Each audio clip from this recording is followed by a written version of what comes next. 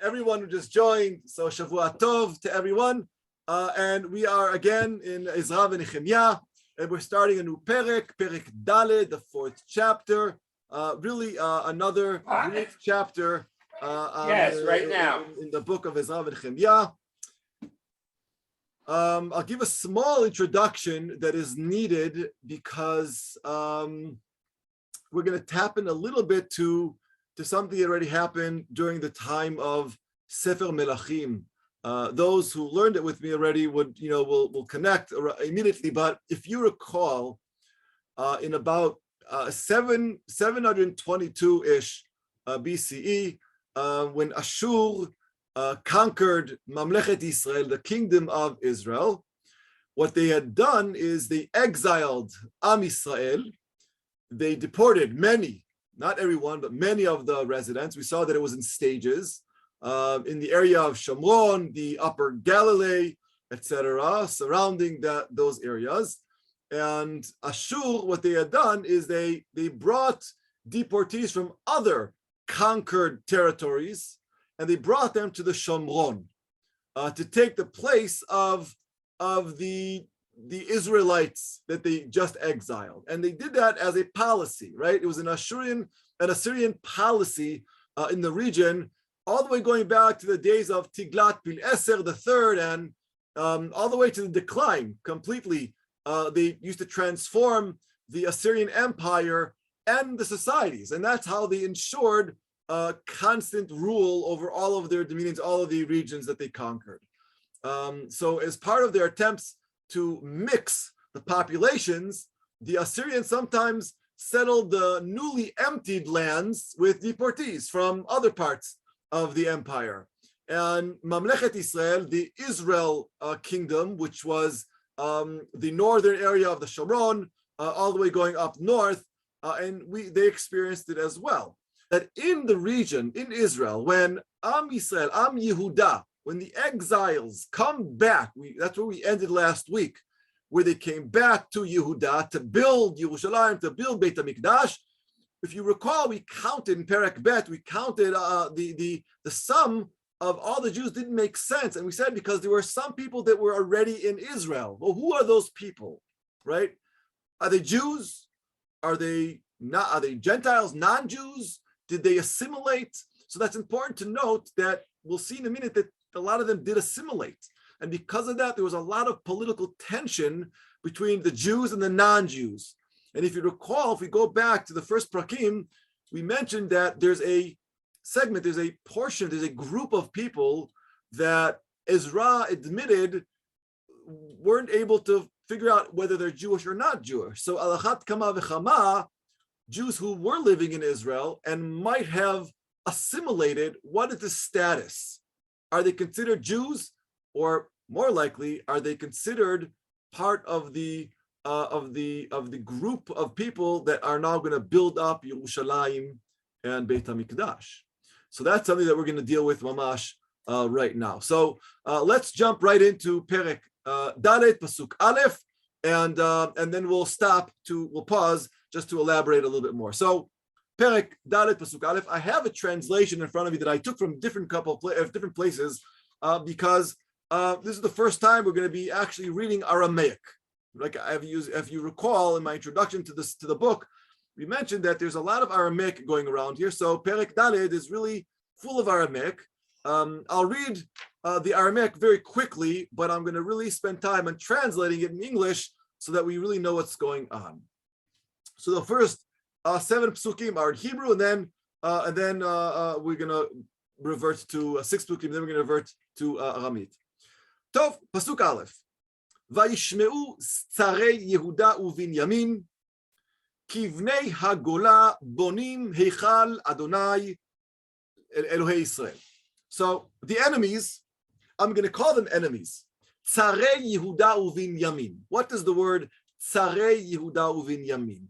In halacha,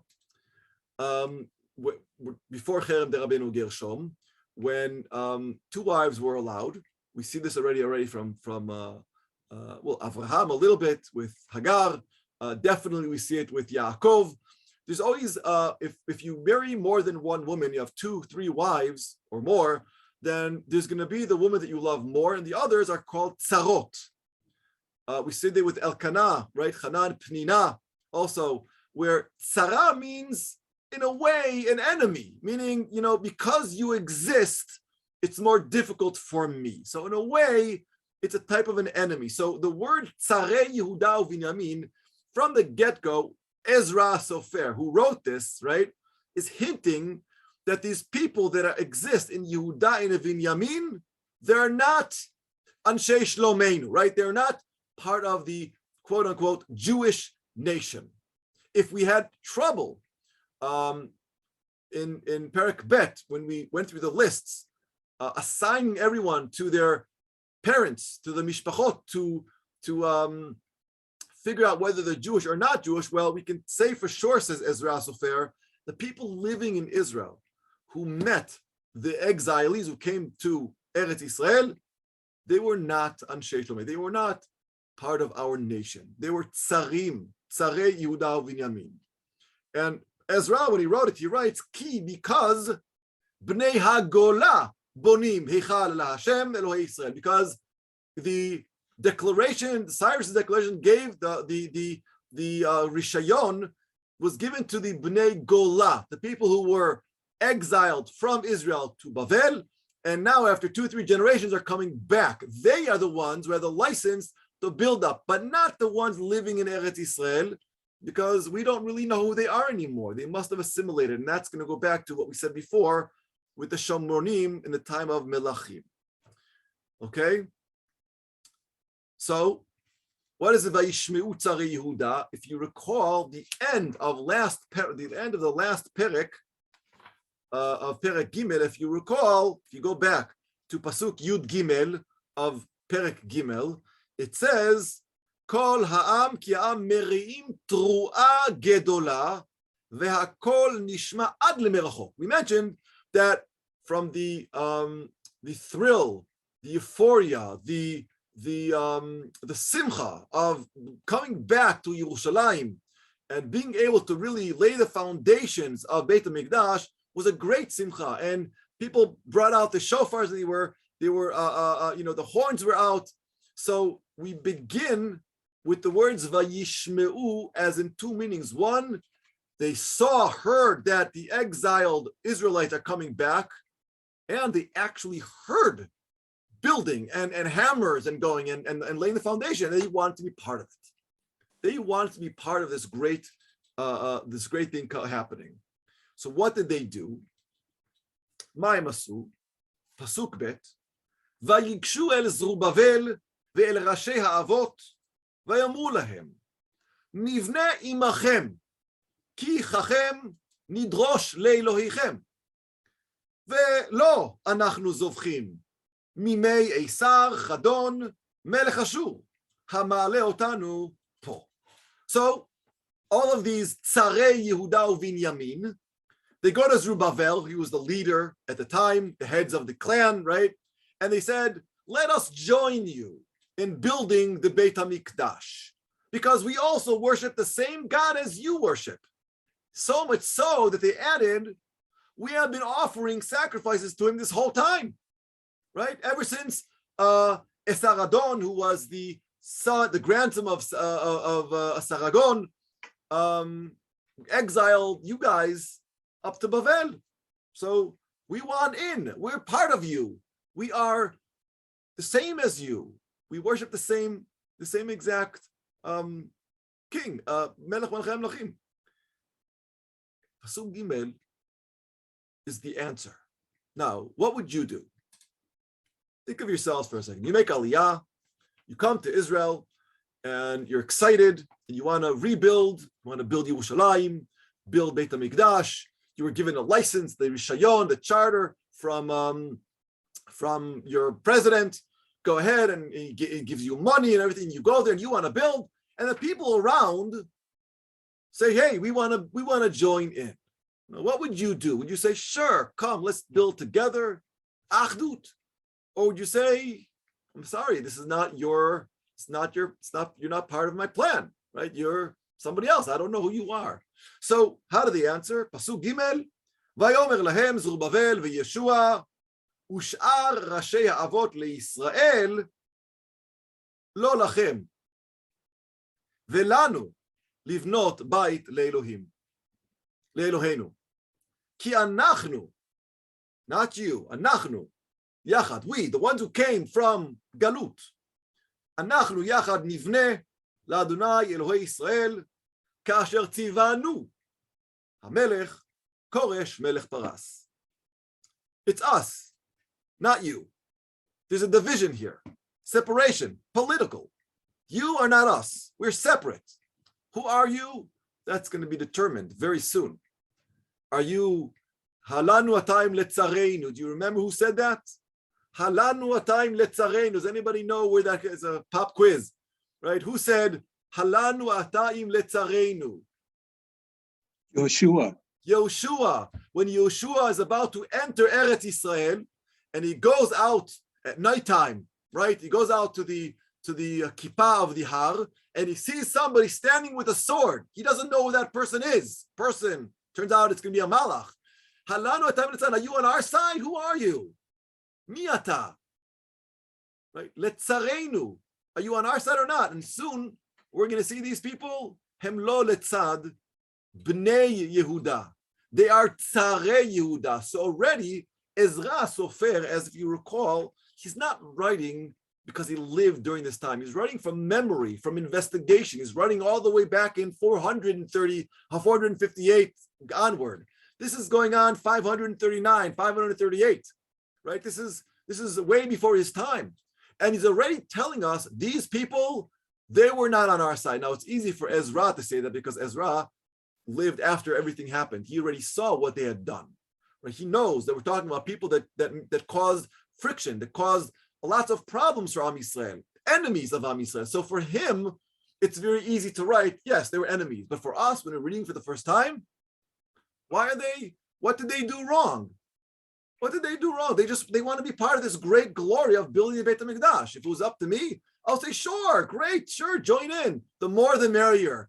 The more power we have, the more manpower, the faster we can put it up. And they even said, we worship the same people, the same God as you worship, right? But notice, in Pasuk Bet, there is something that most people don't notice. What did they write in the Sefer, the second part of Pasuk Bet? They said, we haven't stopped sacrificing to this God. Well, my question is, how can they sacrifice? How can they bring an offering if there's no Beit Mikdash? Right? So that's already hinting to us, these people, they're not necessarily Jewish. They might follow some Jewish customs. They might believe in God. I mean, the Muslims believe in the same God as we do as well, right? Same God. But we worship God differently. Jews and Muslims, some Christians, but they're very, very different religions, even though we're talking about the same God, right?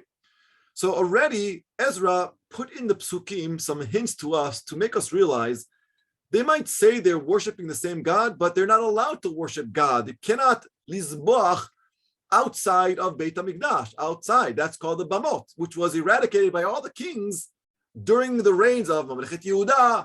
As we saw Chizkiyahu HaMelech, he said you're not allowed to worship God. You cannot sacrifice offer an offering outside of Beit HaMikdash, because the second Shlomo HaMelech established the Beit HaMikdash in Yerushalayim. That's it. All outside sacrifices were asur.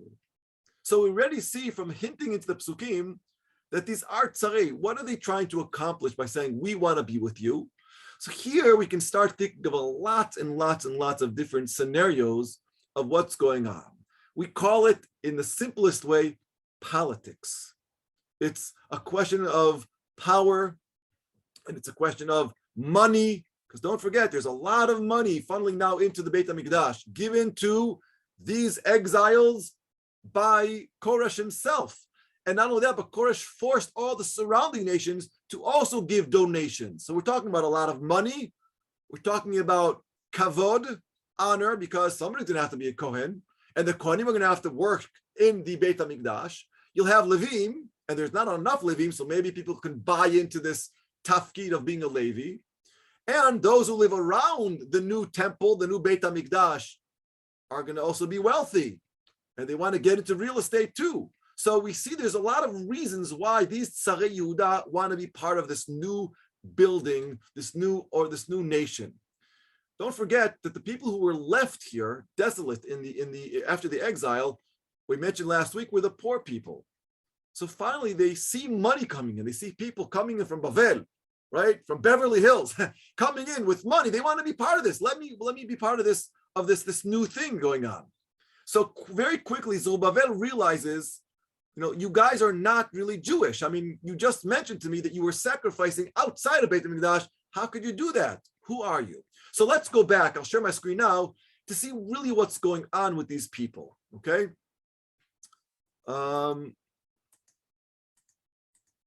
Okay, so we just read here, Velo anachnu zovchim mimei Eisar Chadon melech Ashur amale otanu po. So if you can see in front of you, there's, I hope you can see in front of you. I have these pictures, and this here is a tablet written in it's a language that there's Ugarit, there's Akkadit, and other languages that was found in. It's called the Annals of Esarhaddon. That's the person we just read, right? From the days of Esarhaddon, right? That's what they just wrote. That's what they just said, right? Mimei Esarhaddon melech Ashur amale otanu po. So the fascinating thing I found is that we have this what we just read here in the Psukim is described how the Ashurim, as I mentioned before, they used to resettle various foreign people, mostly the Mesopotamian origin from the Babylonian regions. And there's this brief description that is in the tablet on the left of you, leaves us with many questions.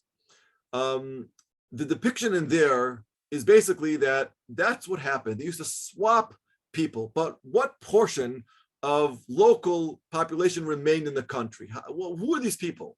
And how many newcomers arrived? How many people were here? How many people were brought in who were Gentiles, non-Jewish? Right? What was their status in this new homeland in Israel? And how much influence did they have as well? Right? How did the local people and the newcomers interact? Because we saw that there were Jews left both from Mamlechet Israel and Mamlechet Yehuda, and then we had these other Mesopotamians, Babylonians, who were brought by the Assyrians to Eretz Israel, and they lived together for about 150 years. So what happened between them? There was no Beit Mikdash. There was no actual work of Yehudim. So unfortunately, we know very little about the circumstances of the arrival of the deportees that settled in the Shomron area. We don't really have any information. So a very interesting explanation of this passage that we read about Esarhaddon has recently been obtained from this tablet, this Assyrian sculpture. This large cylinder that you see in front of you on the left, it's inscribed. It's called the Annals of Esarhaddon, who was the Assyrian king. He was a mighty warrior. He was the son of Sancheriv, the grandson of Sargon that I mentioned before, who deported a large population of Israelites from Mamlechet Israel, and the consequent settlement of the Babylonian colonists took their place, and then, according to that, intermarried with the remaining Jewish women and their descendants.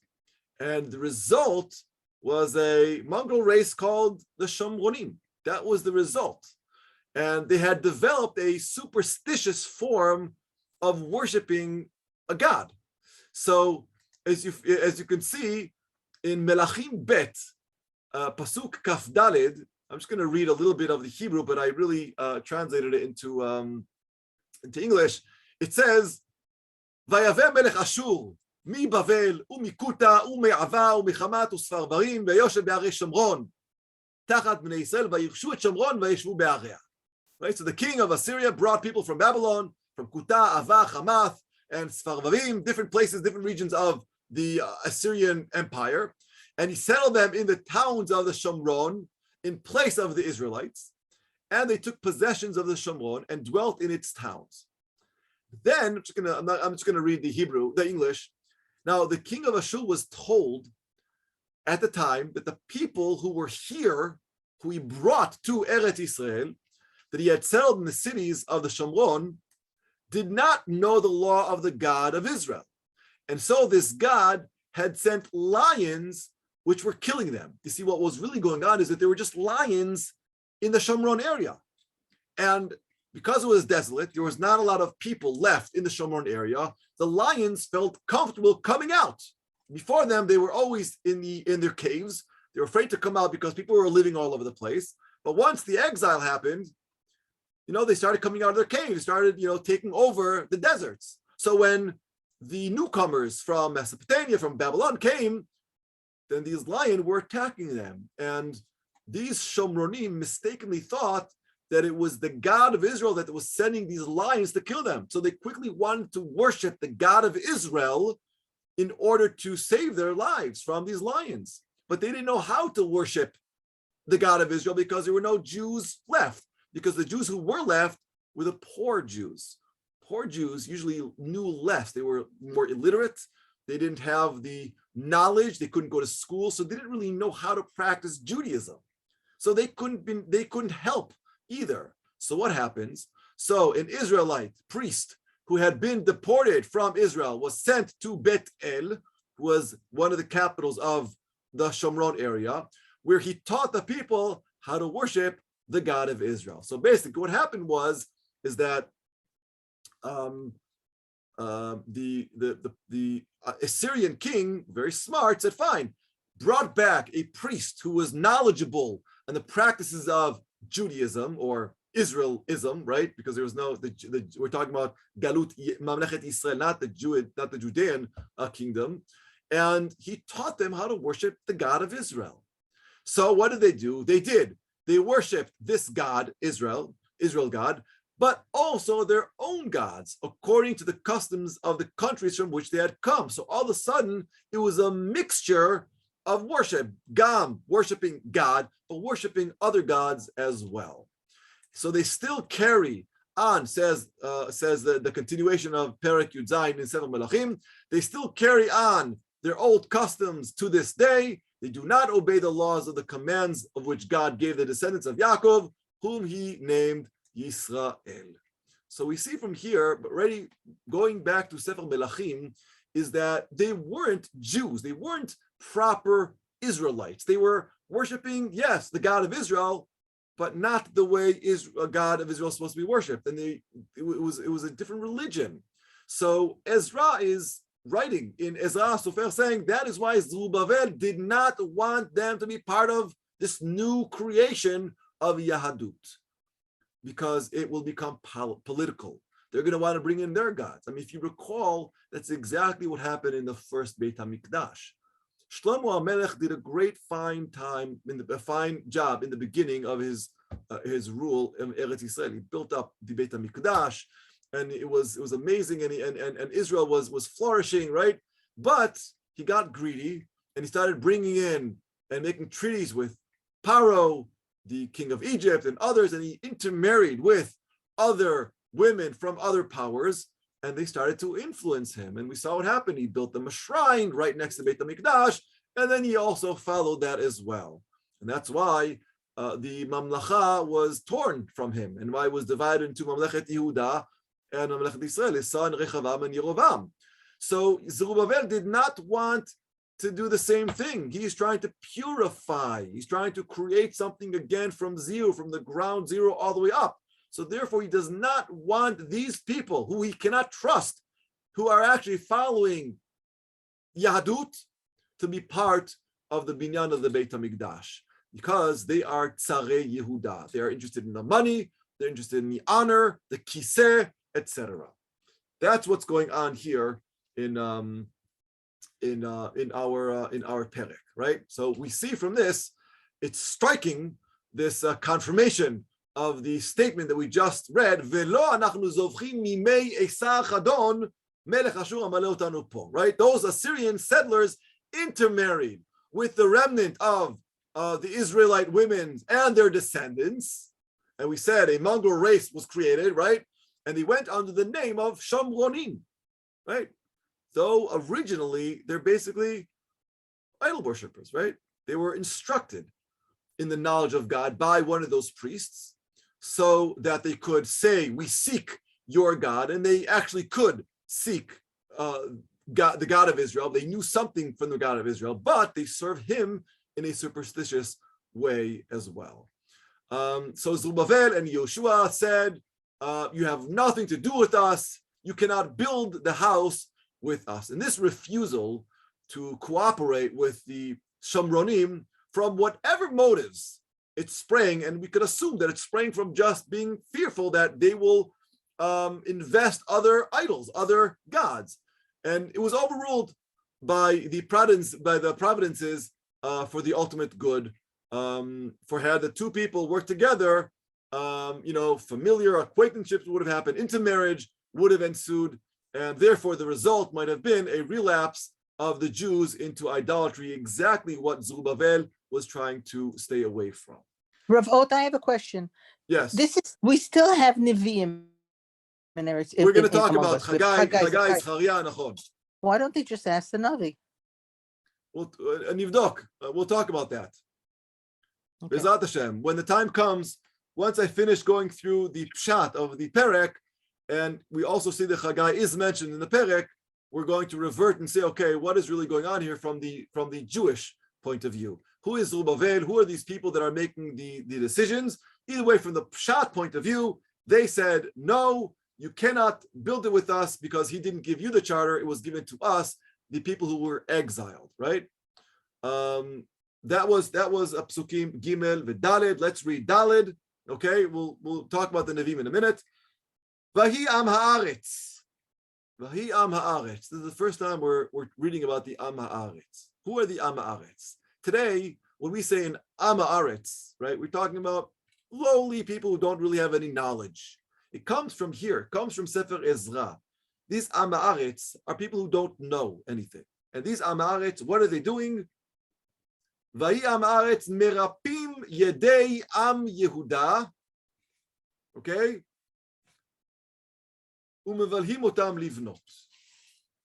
Loosely translating, these people, the am haaretz who had been living in the land, who Zerubbabel did not allow to partake in the building, they tried to discourage and frighten the Jews, Am Yehuda, and keep them from building. There's also an emphasis that Ezra is saying Am Yehuda. Maze Am Yehuda. It should say Am Yisrael. It should say Bnei Yisrael. It should say, but it says Am Yehuda. That's a new coined, a new word, Am Yehuda. And that's where we call ourselves Jews. We don't call ourselves Israelites. We say Bnei Yisrael, we say Eretz Yisrael, but we are called Jews. Yehuda. We're Am Yehuda. It was so important for there to be a division between the people who were here, who assimilated, and the Am Yehuda that came from the Galut to Eretz Yisrael, or Yoter Nachon, to Eretz Yehuda. They are the true Am Nivchar. They are the true people of Israel. They are Am Yehuda, to differentiate between those who were here, the remnants from Mamlechet Israel who were left here by the Assyrians, and the Judeans who were left here who assimilated with the Shomronim who came in as well. So the people of the land weakened the hands of the people of Yehuda. Exasperated by this repulse, the Shomronim endeavored by every means to molest the workmen as well as obstruct the progress of the building. That is what they are doing, right? Pasuk Hey, Vesochrim alehem yoatzim, lehafer atzatam, kol yemei Koresh, melech Paras, ve'ad malchut Daryavesh, melech Paras. To obstruct the progress of the builders, and though they could not alter the decree which Cyrus himself had issued, right, Hatzarat Koresh, regarding the charter, the license to go and build Yerushalayim and Beit HaMikdash, yet they bribed officials, turning to the Persian courts. They labored to frustrate the effects of the edict that was given to them, and we'll see that their success in those underhand dealings was great. Why was it great? So when you turn to different tablets, as I showed you before in one of the pictures, you see Koresh, though he was a great king for us personally by giving us a charter, giving us the ability to go ahead and build Yerushalayim and Beit HaMikdash, he was frequently absent. He was absorbed in his warlike expeditions. He was continuously going around the region conquering, right? We still wanted to conquer Egypt. If you recall, one of the reasons we gave for Koresh giving the Jewish people in Bavel the ability to come back, because he wanted allegiance. He wanted people that he could trust in Yehuda to be able to help him when in need, when he wants to go ahead and conquer Egypt. Every great warrior, be it the Aram, right, Ben Hadad, be it the Asurim, the Bavlim, and now the Persians, they wanted very, very much to conquer the Egyptian region. We saw that was very, very important. It's for the Nile, and it's very prosperous. So they needed Israel. So we said that was one of the reasons why there was some type of an allegiance at the time, and why during the time of Yoshiyahu and Tzidkiyahu, there was a treaty between Egypt and Israel against Bavel, if you remember. So Koresh wasn't around. If he was around, he would have been able to say right away, I gave them the charter I want them to build. But he left the government in the hands of his son, Kanvuzi. We saw that in the first introduction. He was a wicked prince at this time, right? And he was extremely hostile to the Jewish people and the religion. And therefore, when we're going to see in a minute what happened with these Shomronim, but they really continually tried to stop any building of the Beit HaMikdash, because if the Jews if they can't have hand in it, then they're not going to let it happen. This idea is not new to Am Yisrael. If you recall already in the time of Noach ve'ateva, Noach had in a way the same problem. The world around him, when he was trying to build the Teva, we have a lot of midrashim that were saying that they were making fun of him, that they tried to they threw stones at him, they tried to stop his work. That's why it took him a long time to build that Teva, because the people around Noach, according to the midrashim, continuously tried to stop and halt him from building the Teva, right? And the same thing with Moshe Rabbeinu. If you recall, Moshe Rabbeinu, right before we reached Har Sinai to accept Matan Torah, we had Amalek. Amalek tried to halt our continuation to receiving the Torah. Before entering Eretz Yisrael, Moab, later on the Midyanim, right? Any person or group of people who decide to do something positive for Elohei Yisrael, for God, the God of Israel, faces opposition. So even though Koresh approved rebuilding of the Beit HaMikdash, unfortunately, the Jews living here allowed the political maneuvering of their neighbors. And they frustrated their purpose of being able to really build and continue to the quest of Beit HaMikdash. And they faced opposition and discouragement from the Shomronim. From the time that they returned to Yerushalayim from Babel, that was 539 BC, all the way until the reign of Daryavish, which, if you remember the chart that I showed you, 521, give or take, BC. So for a total of 18 years, they were stuck. They were stuck, weren't able to actually build properly for 18 years. Chai. That's how long the politics was going on between the Shomronim and the exiles that came back, right? Now, we have the same problem today with Har HaBayit.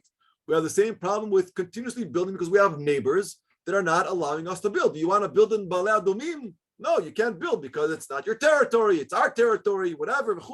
There's constant friction that already exists 539 BCE. If we can't build it together, there will be war between the two nations, the nation of Am Yehuda and the Shomronim. Who are these Shomronim?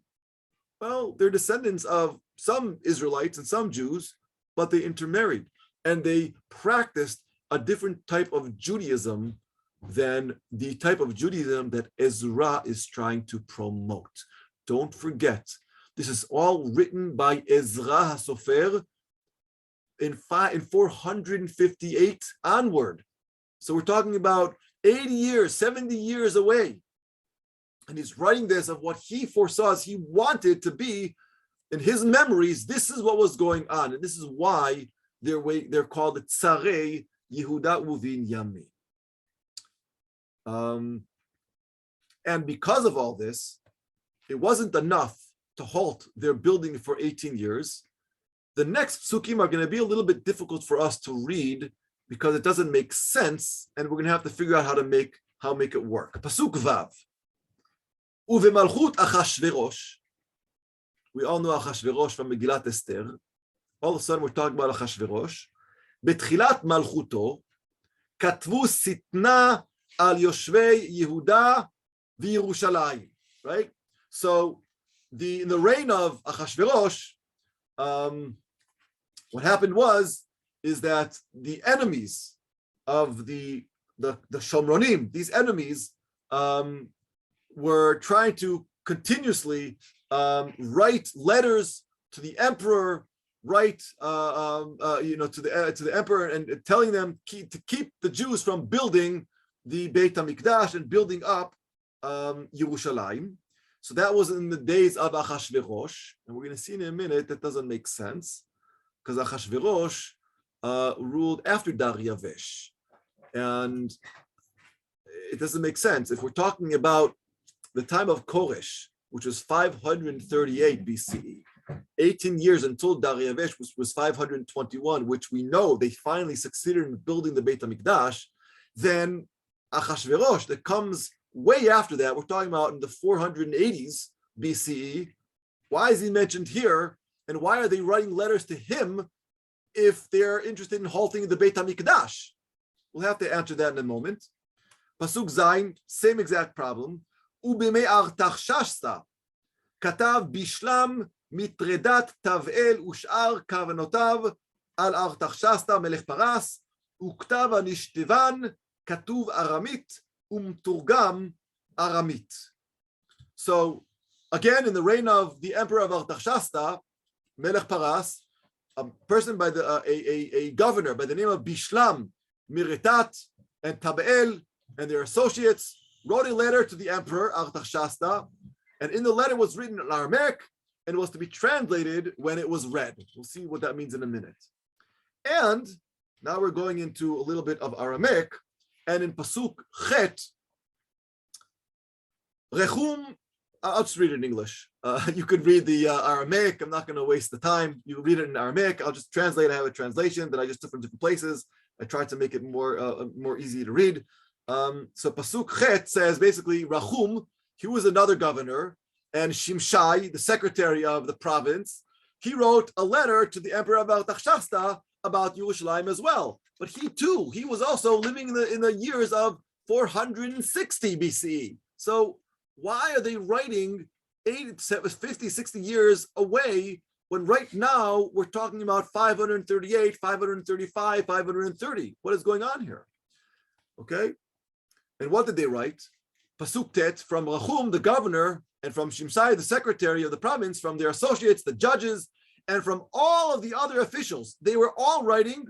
Originally, they came from a place called Erech, from Bavel and Susa in the land of Elam, Pasuk Yud, together with the other people whom the great and powerful Ashurbanipal moved from their homes and settled them in the Shomron, all the people that were exiles from Mesopotamia, from Bavel, to the Shomron, back in the time of the Ashurim, 150 years ago, they all wrote letters. And the following that I'm going to read now is the text of the letters. And the reason why it's written in Aramaic, because Ezra wanted us, the reader, to know that this is real. This is a real letter that was written. It was written in Aramaic, which was the official language that was written to kings. So this is real stuff. And I'm going to read what he wrote. Pasuk, starting from Pasuk Yud Bet. Okay, follow Pasuk Yud Bet. Be'ezrat Hashem, in the coming future, I'll put the translation up on my screen so you can follow. I didn't do it this week. So Pasuk Yud Bet begins the one of the letters. This is what they wrote. We want your majesty. They're writing to Artaxerxes, right? About 80 years after the time we're talking about. We'll explain how that's possible in a minute. We want your majesty to know that the Jews, Am Yehuda, who came here from your other territories, meaning from Bavel, have settled in Yerushalayim and are rebuilding the evil and rebellious city of Yerushalayim. That's what they're writing. And they have begun to rebuild the walls, and they will soon finish them. They are about to rebel. So they are trying to cause friction, machloket, between Am Yehuda and Artaxerxes by saying, you think the Jews are just building a Beit Mikdash to worship their God? No, they're rebuilding their nation. They're rebuilding, and they are going to rebel against you. And therefore they continued in Pasuk Yud Gimel in Aramaic, Your Majesty, if this city Yerushalayim is rebuilt and its walls are complete, the people will stop paying taxes and your royal revenues will decrease, which means you must be very careful, Artaxerxes, that you should not let them continue building because they will rebel against you and you will lose money. Money is not something new. Everybody wants money, and that is one of the ways to get any government, any kingdom to do what you want. And they succeeded. Pasuk Yud Bet. Now, because we are under obligation, look how they write. We are obliged. We have an obligation to you. We have an allegiance to you. We are the Shomronim.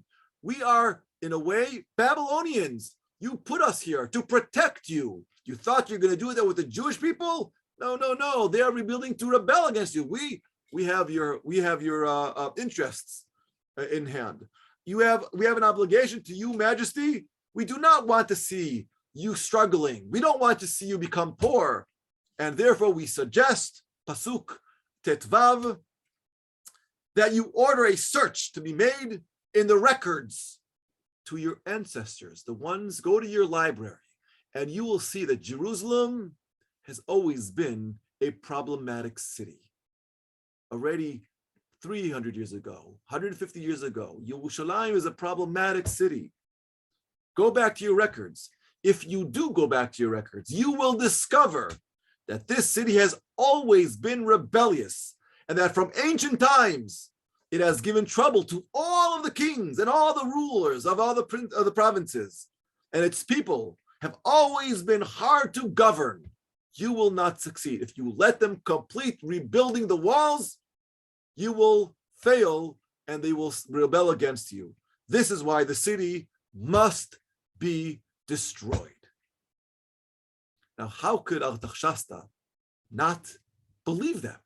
They have an allegiance to him. They only want the good of the kingdom of Persia, and money is involved. And when they brought in money, they know they can convince anybody what to do. And therefore, Pasuk Tet Zayin, we therefore are convinced that if this city is rebuilt and its walls are completed, your Majesty will no longer be able to control the west of the Euphrates provinces. You will lose control over Yehuda and Yerushalayim. That is what they wrote. It's an official letter written in Aramaic, and Ezra wanted us to read it. He wanted us to know how to convince another emperor, another king, to do as you. So if you want to convince anybody, always bring up the idea of money. You know, that is a very, very, very good tool that is used. They will lose their control and they will lose money. So we'll see in a minute that they actually succeeded. So for 18 years, from 539 to 521, 538 to 521, 18, 19 years, they succeeded in halting the entire building of the Beit HaMikdash. They had laid the foundation the first 2 years when they came in, And then it stopped. They had to stop because of all these shomorim. And that's why Ezra calls them Tsarei Yehuda. They're not allowing the rebuilding of Beit HaMikdash. How does the Artaxerxes answer them? Pasuk Yud Zayin. So, Pitgama Shalach Malka, the emperor sent his letter back. And he writes it to Rachum, who was the governor. To Rachum, the governor, and Shimshai, the secretary of the province, and to all of the associates who live in the Shomron and the rest of the west of the Euphrates, right?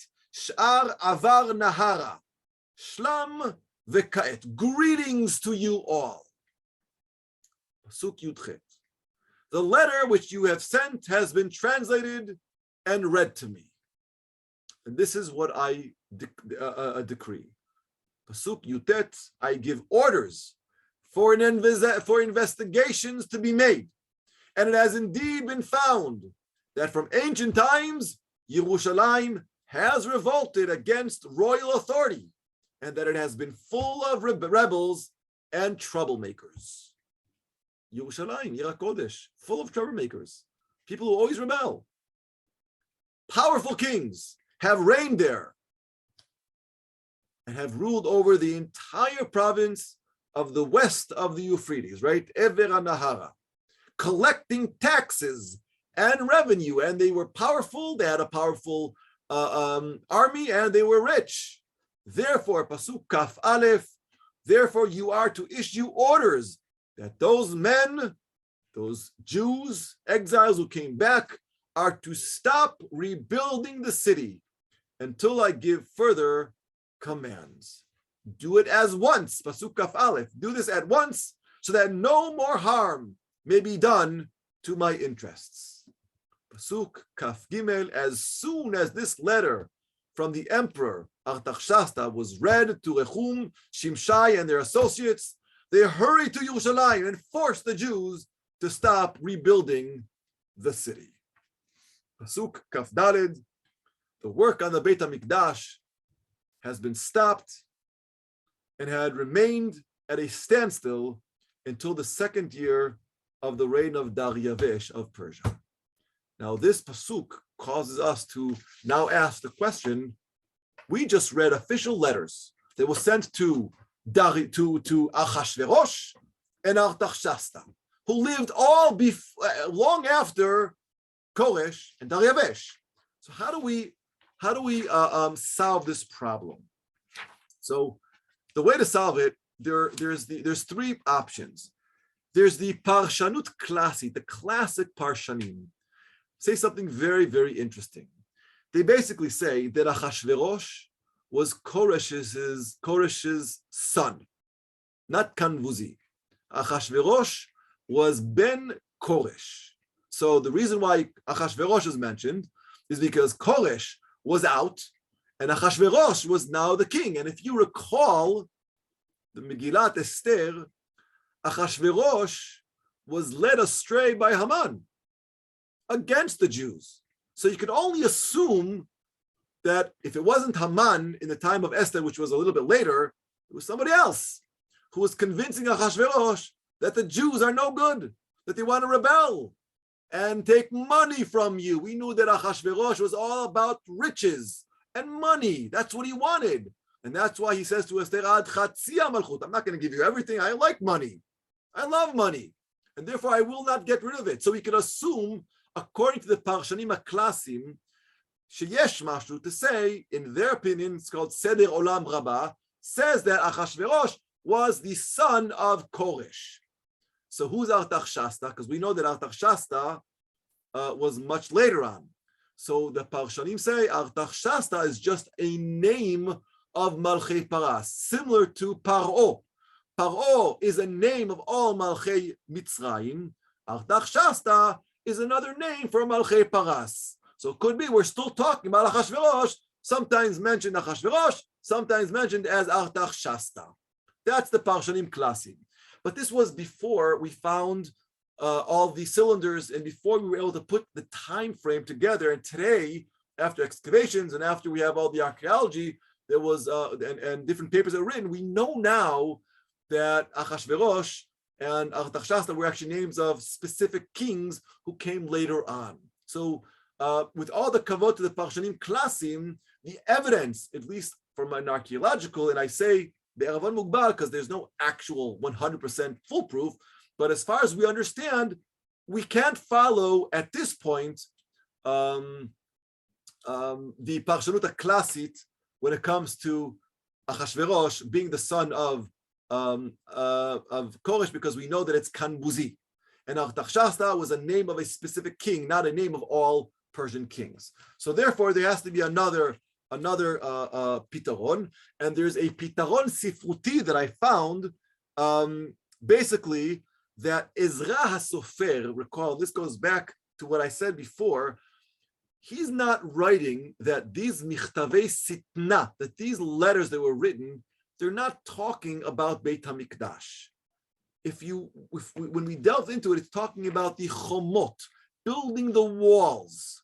The walls came after the Beit HaMikdash. So for 18 years, the Shomronim halted the building the Beit HaMikdash. In 521, they built the Beit HaMikdash. They built it at nighttime. We're going to see how they did it. It's a pretty amazing story. At nighttime and in very clandestine, very interesting ways they succeeded in building it. But we see that there was something called Milchemet Hatasha, just like we had after a Milchemet Ha'atzmaut in Israel for many, many years. We had a ongoing battle after battle with our neighbors who did not allow us to build, did not allow us to really do anything, especially not Yerushalayim, until 1967. So we had the same thing according to Ezra HaSofer. We had a war of attrition, right? A situation where he is not talking about Beit HaMikdash. He's talking about building Yerushalayim. That even after we succeeded in building the Beit HaMikdash, the Shomronim did not stop trying to halt everything else we were doing. They did not let us build anything. Every house that we built, they sent another letter, and they tore it down, and they murdered, and they killed, and they actually really, tore down our buildings, and they wrote letters to the courts to Persia. And according to this Perush, it's really Achashverosh and really Artaxerxes, because it was from 521 all the way to 458, the time of Ezra HaSofer, there were constant battles happening in Yerushalayim. Now we can understand why Ezra was sent in 558 to come and save the Jewish people because of what was going on. And then later on, Nechemya. So that's definitely a possibility of how to solve the problem that exists, is that Ezra HaSofer, he wrote the book, and he wrote it in 450, way after everything happened. So he was able to put in things that he thought were important for us to know historically, and not necessarily about the Beit HaMikdash. And I think that really solves our problem, and it does it very, very well. So those are the actual the two solutions that I can find. One is the Parshanut Klasit. The other one is Ezra HaSofer from a literary point of view, really just trying to tell us and teach us that it wasn't easy for the Olim, and it's never easy for Am Yisrael to rebuild Eretz Yisrael, because Eretz Yisrael niknet b'yisurim. No matter where we are, what kufa we're in, anytime Jews come to Eretz Yisrael to build up Eretz Yisrael, it's going to be hard. We saw that happen in 1948 when we thought we finally got the Hatzara, we finally succeeded in getting what we're supposed to do to rebuild, and boom, we have war. And after the big Great War, we had a continuous war with our neighbors, small battles at a time, which is exactly what happened during the time of Ezra and Nechemya. So we see from this entire perek that there's a lot going on in Yerushalayim, and the beginning of perek Hey is the actual. It's more Aramaic, and I'll bring up the translation for everyone next week, Be'ezrat Hashem. But it's going to be all about the chidush of the bniyah and what they actually succeeded in doing, how they succeeded in doing, and how Daryavesh enters, and who Daryavesh is. There's a really great midrash that says that Daryavesh was the son of Achashverosh and Esther. But that midrash goes hand in hand only with Seder Olam Rabbah that claims that Achashverosh was the son of Koresh. So we're still sticking, that midrash still sticks to the narrative of Achashverosh lived before Daryavesh. Okay? Either way, we're going to see who Daryavesh was. We're going to see how he gave another charter, another rishayon to rebuild Yerushalayim. But it's not over yet. We see what's going on. And Be'ezrat Hashem, that is going to continue all the way into Perek Vav, which they succeeded in continuing and completing the building of the Beit HaMikdash. And then finally, when we reach Perek Zayin, enters Ezra HaSofer and Artaxshasta, and letting him come into Eretz Israel after the building of Yerushalayim is complete. Well, somewhat. The Beit HaMikdash is complete. Now in Perek Zayin, it's starting to build the nation of Israel, the nation of Am Yehuda. But we see from the get-go that it's not easy for Am Yisrael, because we always have people within us, living amongst us, who are our worst enemies. Mamash, our worst enemies. If it's not the surrounding nations, it's people from within. It's the Shomronim. It's the Jews who intermarried. And we're going to see that intermarriage, it didn't stop after that. We saw that it continued even in the time of Ezra and Nechemya. And we know that today, the biggest threat to our nation, the biggest threat to Am Yisrael is assimilation. And that is why it is so important for us to reach out and try to save as many souls as we can. Leman Netzach Yisrael. So, Bezrat Hashem, we'll continue next week. Bli Neder, Perek Hey, and Bli Neder, I will try to put on the screen the translation so it's a little easier for everybody to follow. Bezrat Hashem. So, Shavua Tov.